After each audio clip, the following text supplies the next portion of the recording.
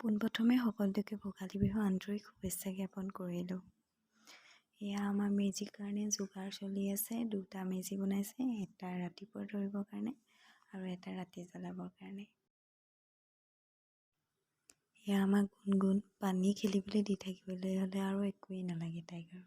ইফালে আইতাকে চোতাল মুচি আছে আৰু তাই পানী খেলি আছে।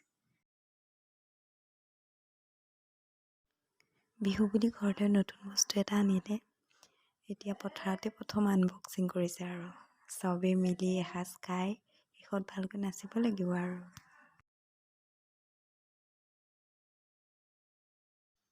আচলতে ভোগালী বুলিলে লগে ভাগে এসাঁজ খোৱাৰ মজাই বেলেগ। সেয়ে আমি 4 ঘৰমান মিলি সৰুকৈ আয়োজন এটা কৰিছোঁ আৰু।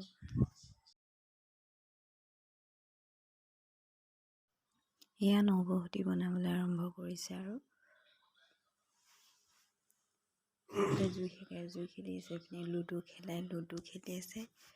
এয়া মাংস,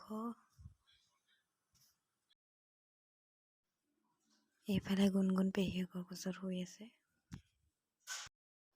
বেছি সময় নহ'লেই সেই উঠিবৰ হ'লেই তাই। ইমান কুঁৱলী পৰিছে তথাপিও তাই টুপি নিপিন্ধে। ইমান বেয়া টুপি পিন্ধাবলৈ তাই। মোৰেই খজুৱাই নেকি নে।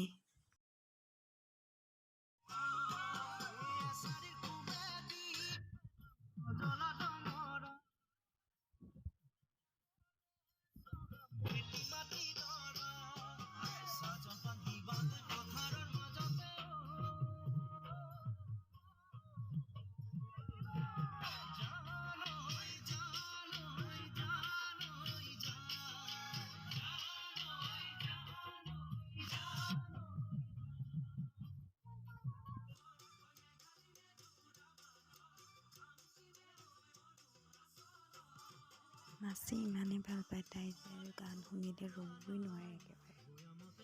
কঁকালেই চাবা নে চকুৰ ভাজেই চাবা।